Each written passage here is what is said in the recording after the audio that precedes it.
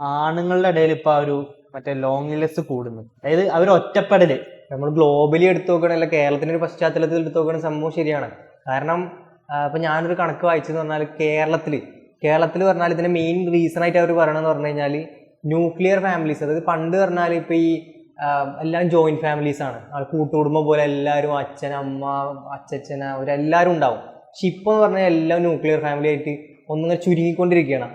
അതുകൊണ്ടുണ്ടാവുന്ന ഒരു അനന്തരഫലം എന്ന് പറഞ്ഞു കഴിഞ്ഞാൽ ആൾക്കാർ കൂടുതൽ ഒറ്റപ്പെട്ടുകൊണ്ടിരിക്കുകയാണ്. കാരണം അവരെ കുടുംബത്തിൽ ആൾക്കാരില്ല സംസാരിക്കാൻ. ഇതിനൊക്കെ ആയിട്ട് നമ്മുടെ വീട്ടിൽ പോയി കഴിഞ്ഞാൽ ഇപ്പൊ നമുക്ക് നമ്മളെ അനിയനോട് സംസാരിക്കാൻ പറ്റിക്കൊള്ളുന്നില്ല. ചിലപ്പോൾ നമുക്ക് ആരോട് സംസാരിക്കാം, നമ്മളെ അതായത് അച്ഛൻ്റെ ഏട്ടൻ്റെ മക്കളോട് ചിലപ്പോൾ സംസാരിക്കാം, കസിൻസിനോട് ചിലപ്പോൾ കുറച്ചുകൂടി കൂടുതൽ കണക്ട് ചെയ്യാൻ പറ്റിക്കൊള്ളുന്നുണ്ട്. അപ്പം അതുപോലത്തെ സംഭവങ്ങളൊക്കെ മാറിയിട്ട് കൂടുതൽ ന്യൂക്ലിയർ ഫാമിലീസ് ആയിക്കൊണ്ടിരിക്കുക. അത് ഒന്നാമത്തെ കാരണം.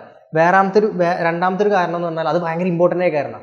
അതെന്ന് പറഞ്ഞു കഴിഞ്ഞാൽ ഒരു കണക്കിൽ പറഞ്ഞാൽ ബ്രേക്കപ്പിന് ശേഷം, അതായത് ആൺകുട്ടികളും പെൺകുട്ടികളും റിലേഷൻഷിപ്പിലായി ഒരു ആണും പെണ്ണും റിലേഷൻഷിപ്പിലായിട്ട് ബ്രേക്കപ്പിന് ശേഷം ഏറ്റവും കൂടുതൽ അതിനൊരു ട്രോമ അല്ലെങ്കിൽ അതിൻ്റെ ഒരു എഫക്റ്റ് ശരിക്കും പറഞ്ഞാൽ എഫക്റ്റ് ചെയ്യണമെന്ന് പറഞ്ഞാൽ കൂടുതൽ ആൺകുട്ടികളാണ്. ഏറ്റവും കൂടുതൽ എഫക്റ്റ് ചെയ്യണം ആൺകുട്ടികളെ. പെൺകുട്ടികൾ ചിലപ്പോൾ 2-3 മാസം കഴിഞ്ഞാൽ അത് മറന്ന് പോകും. പക്ഷേ ആൺകുട്ടികൾ പറഞ്ഞാൽ അങ്ങനെയല്ല. അവർ വർഷങ്ങളോളം ആ ഒരു സംഭവം ആലോചിച്ച് ഇങ്ങനെ ഇതാക്കി ഒലിപ്പിക്കുക എന്നല്ല, ആ രീതിയിൽ നടക്കും.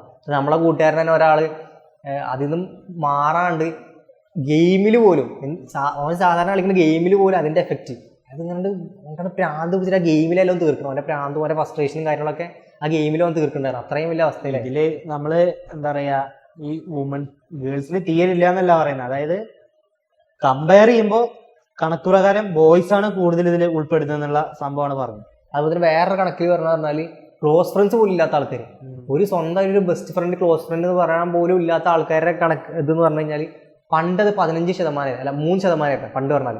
ഇപ്പം അത് 15% കൂടി. പണ്ട് വെറും 3% ആൾക്കാർക്കാണ് ഒരു ക്ലോസ് ഫ്രണ്ട് പോലും ഇല്ലാത്തൊരവസ്ഥ ഉണ്ടായിരുന്നുള്ളൂ. പക്ഷെ ഇപ്പോൾ 15% ആൾക്കാർക്ക് എന്തില്ല, ഒരു ക്ലോസ് ഫ്രണ്ട് പോലും ഇല്ലാത്ത അവസ്ഥ. ആ ക്ലോസ് ഫ്രണ്ട് അത് ഇനിയും കൂടുന്നുള്ള കണക്ക് സൂചിപ്പിക്കണത്. ക്ലോസ് ഫ്രണ്ട് പോലും ഇല്ലാത്ത എല്ലാതും ഇങ്ങനെ